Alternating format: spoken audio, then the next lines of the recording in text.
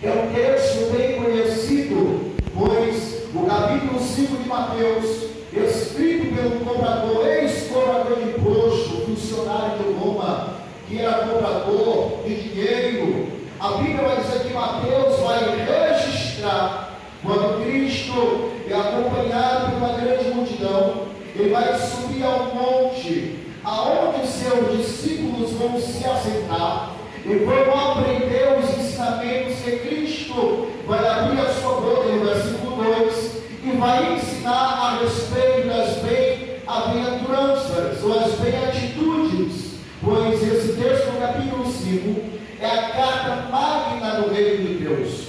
O capítulo 5 de Mateus é um texto muito lido de muitos irmãos e muitos crentes, pois o versículo de número 13 até o versículo de número 16, essa palavra exortativa, orientadora, ela tem um direcionamento singular, ela tem um direcionamento, e esse direcionamento era para os seus discípulos, aquele que o Senhor chamou, Pedro, Tiago, que eram pescadores, João, entre outros que foram chamados pelo Senhor. Eles vão ter um ensinamento, uma orientação peculiar do nosso Cristo.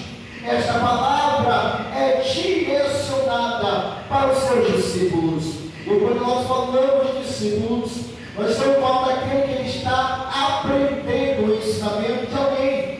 E não era qualquer pessoa, era o próprio Filho de Deus, era o próprio Cristo que estava ensinando algumas verdades, e essas verdades nós queremos muito dizer nessa noite. Essa noite o Senhor preparou este ambiente para nós estarmos aqui, em um culto, e quando nós falamos em culto, nós estamos falando de serviço de adoração àquele que merece a nossa adoração. Somente o Senhor merece a nossa adoração. Mas o versículo 14 que eu quero me prender, o versículo 15 e o versículo 16, esta palavra é uma palavra de ordem, esta palavra é uma palavra direcionada para Pedro, para Tiago e para João. O texto começa dizendo o seguinte: vós sois a luz do mundo. O que me chama a atenção, meus queridos, é porque Cristo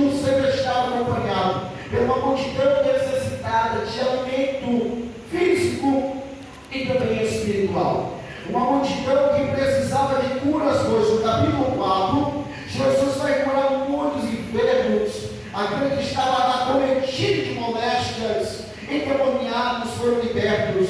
Mas esse texto foi direcionado para os discípulos, mas também na multidão havia aqueles que estavam só para observar e para criticar. Quem eram eles? Os grupos religiosos daquela época, bem como os fariseus, os saduceus, aqueles que eram hábitos da lei, os escribas, que eles tinham a função de copiar a lei, e eles eram tão criteriosos, meus irmãos, que quando eles erravam alguma palavra, eles mandavam queimar o pergaminho, para que não viesse ter erro. O salmista vai dizer o seguinte: Senhor, que a minha língua seja como a pena de um escriba. O escriba, ele tinha a tarefa de copiar a lei, e essa tarefa foi mais desenvolvida após o cativeiro babilônico, porque o templo do Senhor foi derrubado, surgiu as sinagogas, e cada sinagoga tinha um lugar de adoração,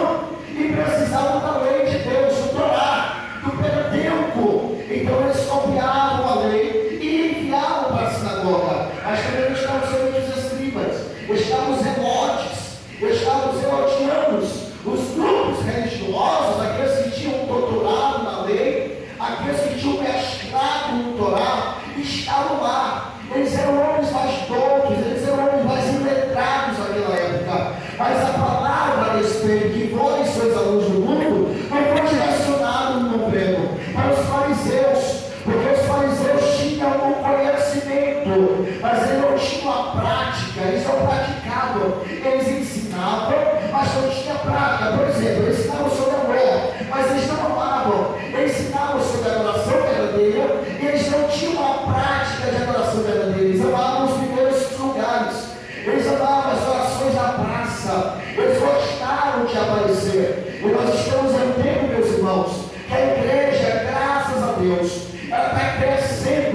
na presença do Senhor. Aleluia. Mas alguns lugares por aí, existem aqueles que são todos, aqueles que são os teólogos. Eu não sou contra a teologia, nós temos que estudar a teologia.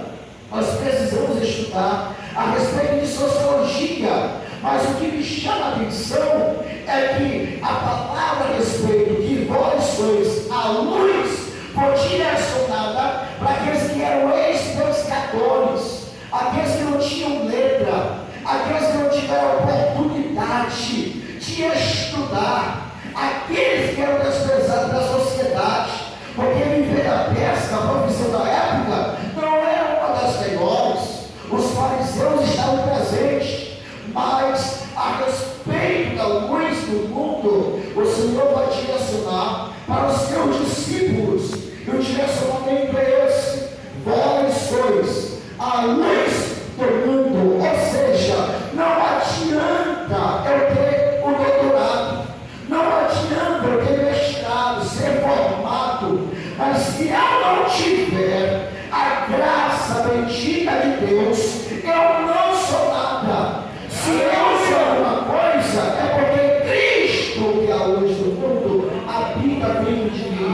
O Espírito Santo habita dentro de você. E quando nós temos a respeito desse texto, nós podemos também observar que João vai testemunhar a respeito da luz. No capítulo 1 de João, é muito interessante esse texto, porque João vai fazer notório que ele não era a luz do mundo, mas ele vai falar a respeito da luz. Ele vai dizer que em Cristo, nele estava a vida, e a vida é a luz dos homens. Ele vai dizer que a luz resplandece nas trevas, e as trevas não a compreenderam. E é interessante que ele vai dizer que João, ele vai aparecer, porque foi enviado de Deus, para testemunhar a respeito da luz, para que todos crescem nele, em Cristo. Não era ele a luz, João Batista não é a luz.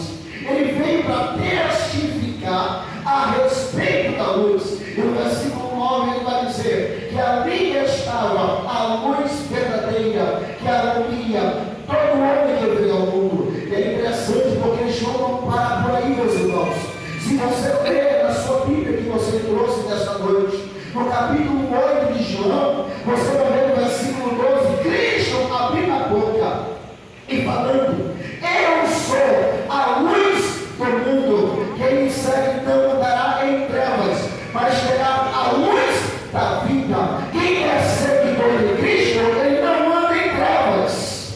Quem segue a Cristo está na luz, e ele não para por aí, meus queridos. No capítulo 9 de João, no versículo 5, ele vai dizer a parcial: eu sou a luz do mundo. Cristo é a luz do mundo. Cristo é aquele que ilumina. Ele não para por aí, porque João testifica a respeito da luz. No versículo de número 46, no capítulo de número 12, João vai dizer: eu vim como a luz para o mundo, para que todo aquele que crê em mim não pereça nas trevas. Você não quer perecer nas trevas, então vem para a luz. Você não quer estar na escuridade, vem para a luz. Se você quer ter uma nova vida, Jesus é a luz do mundo. Quem segue ele não anda em trevas. Então a primeira coisa que eu preciso compreender, meus irmãos, é que nós estamos servindo alguém que não está em trevas. Nós não estamos servindo alguém que não é a luz verdadeira. Nós estamos servindo alguém que falou: eu sou. Aleluia. Eu sou a luz. Jesus é a luz do mundo. Quem segue ele não anda em trevas. Quem segue a Cristo nunca andará em trevas.